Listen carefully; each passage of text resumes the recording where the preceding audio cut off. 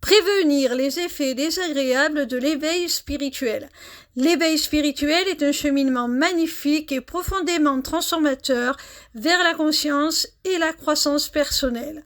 Cependant, il est essentiel de reconnaître que ce cheminement peut également comporter des aspects un peu négatifs.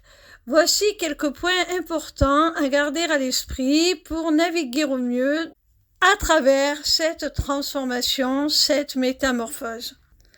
Flux émotionnel. Durant l'éveil, il est fréquent de vivre des fluctuations émotionnelles intenses. Des vagues d'émotions peuvent surgir, parfois inattendues, vous confrontant à des sentiments profonds. Se donner de l'amour et de la compassion pendant ces périodes est essentiel. Déséquilibre temporaire. Parfois, l'éveil peut créer un sentiment de déséquilibre ponctuel dans votre vie quotidienne. Vous pourriez ressentir un écart entre votre perception de la réalité et celle des autres, ce qui peut être déstabilisant. La patience est votre allié. Isolement spirituel. À mesure que votre compréhension spirituelle évolue, il est possible de vous sentir isolé ou déconnecté de ceux qui ne partagent pas votre cheminement. C'est une phase normale, mais cherchez également des communautés ou des mentors pour un soutien émotionnel. Épuisement énergétique. L'éveil peut parfois générer une fatigue inhabituelle. Les changements énergétiques internes peuvent affecter votre vitalité physique. Accordez-vous du repos, de la méditation et nourrissez votre corps avec des aliments sains. Redéfinition des valeurs. Vos croyances, valeurs et perceptions peuvent être remises en question.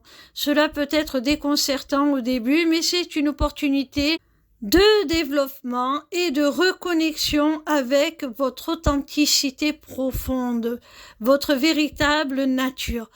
Souvenez-vous, ces expériences peuvent varier d'une personne à l'autre et ne sont pas nécessairement négatives, mais plutôt des aspects naturels du processus d'éveil. Prenez le temps d'intégrer ces changements, cherchez le soutien nécessaire et rappelez-vous que chaque étape est une opportunité de croissance et d'évolution. Soyez indulgents avec les personnes de votre entourage qui évoluent à un rythme différent. Ne vous comparez pas non plus à ceux qui sont beaucoup plus avancés que vous, ça ne sert à rien. Chacun grandit à son rythme en fonction de ses capacités et de ses ressources du moment. Ne vous découragez pas non plus si vous avez l'impression de retomber parfois ponctuellement dans d'anciens schémas qui vous semblent ne plus être vraiment dignes de là où vous en êtes. On a parfois besoin, pour son réconfort, de retomber un petit peu dans certains travers. Du moment que l'on en a conscience et que l'on n'y reste pas figé, ce n'est pas grave de faire parfois quelques petits allers-retours. Ne vous culpabilisez pas si au cours de ce cheminement vous êtes amené à vous éloigner de certaines personnes qui ne sont plus alignées avec votre nouveau vous.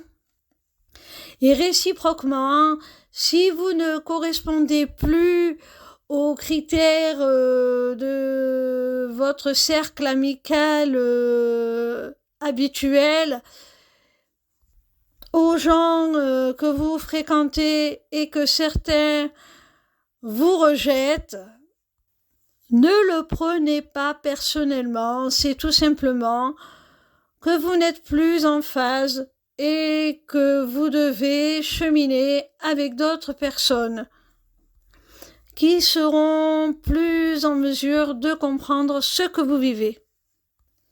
Il n'y a pas de bonne ou mauvaise personne dans ce cas précis. Il n'y a pas non plus des gens plus précoces que d'autres ou d'autres plus lents à la détente, on me dira. Il y a juste des humains à des stades différents de leur évolution. Et c'est très bien comme ça.